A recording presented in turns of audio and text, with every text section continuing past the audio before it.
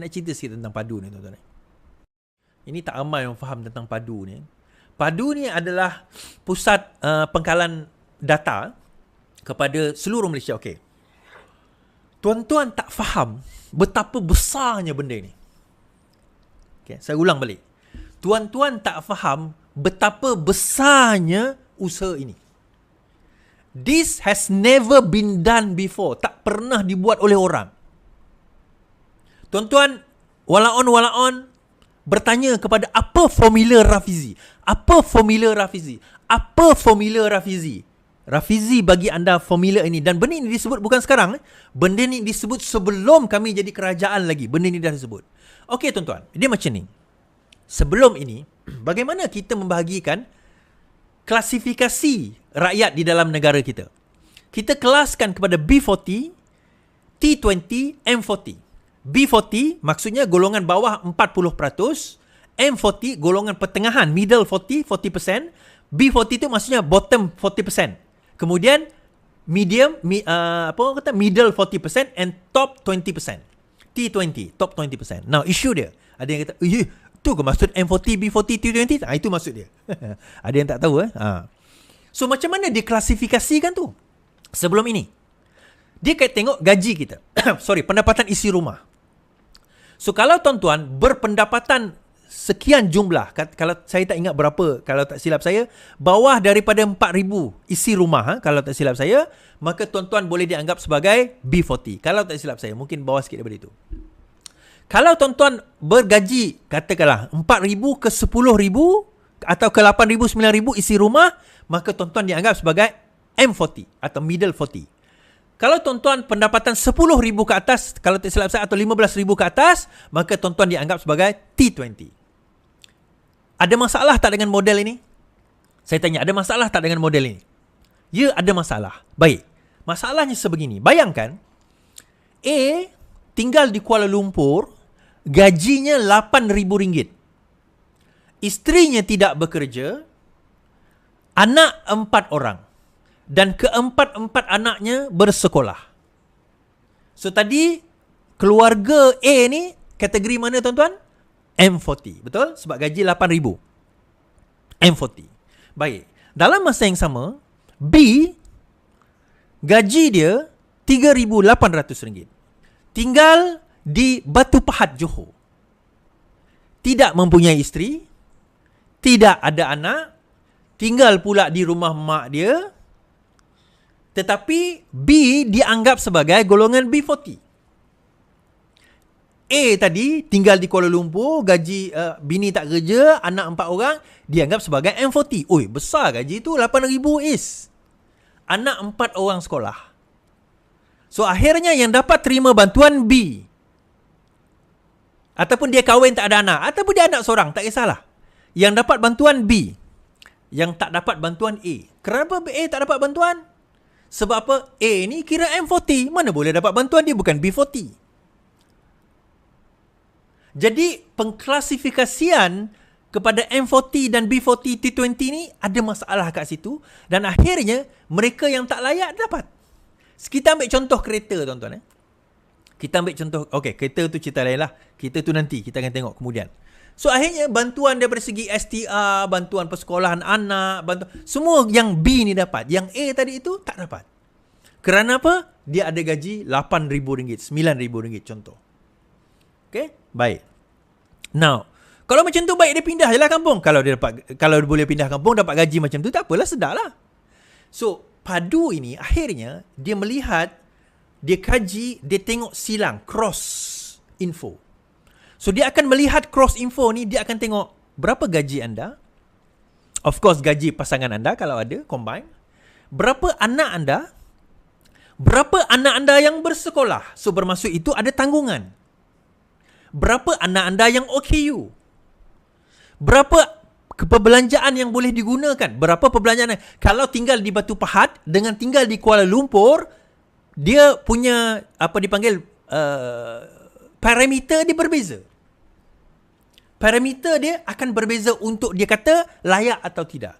So akhirnya nanti dia conclude, dia panggil pendapatan, dia kata tadi pendapatan boleh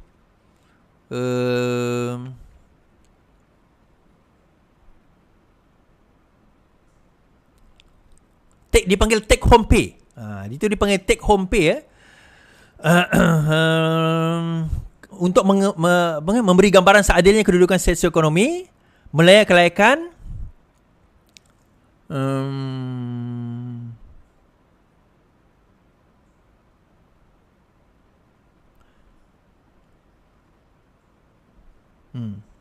So akhirnya kita boleh melihat bantuan kerajaan yang layak dia terima. So daripada situ nanti dia akan tengok kepada take home pay. Maksudnya bersihnya berapa dia boleh bawa balik. Baik, kita ambil contoh kiraan. Minta maaf saya kena ekstra sikit benda ni.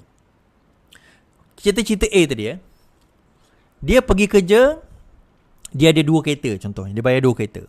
Kereta dia, kereta isteri dia. Kenapa isteri dia kena bayar ada kereta juga Yalah isteri dia nak hantar anak-anak pergi sekolah. So dia ada 2 kereta. 4 anak di sekolah, tangguhkan dia sekian.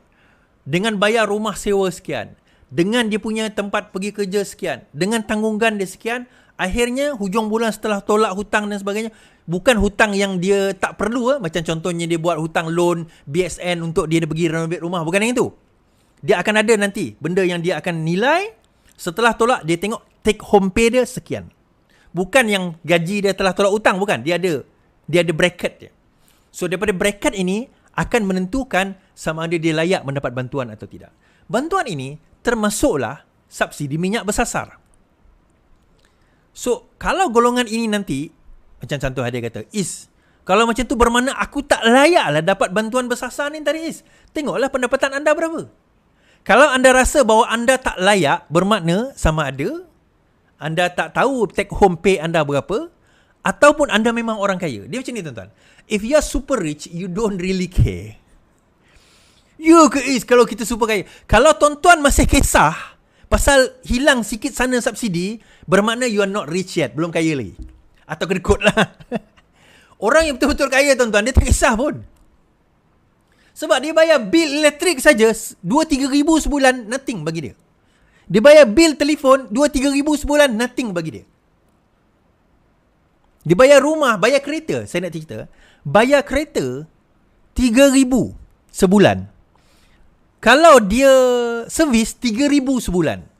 Tukar tayar sebiji 2,000 satu tayar. Kalau tuan-tuan rasa macam tak berada dalam golongan ini, maka tuan-tuan insya-Allah bukannya dalam golongan yang saya sebut tadi tu. So kenapa perkara ini penting tuan-tuan? This is where kita akan mengenal pasti di mana bocornya subsidi kita. Saya bagi contoh RON 95. Saya percaya majoriti tuan-tuan pakai RON 95. Majoriti tuan-tuan. Kalau tuan-tuan pakai RON 97, sama ada tuan-tuan memang kaya ataupun tuan-tuan memang sayang gila kat kereta tu, sanggup bertolak bergadai semata-mata nak letak minyak hijau dalam kereta anda. Dia 2 kategori ni. Tapi majoriti akan pakai RON 95 walaupun anda ada duit yang banyak. So akhirnya tuan-tuan, kalau kita orang kaya lah, dia ada 5 biji kereta yang semuanya 2.0 and above. Kan 2.0 di SUV dengan Velfire dengan whatever lah. Dia isi minyak kuning. Subsidi dia ada kat situ.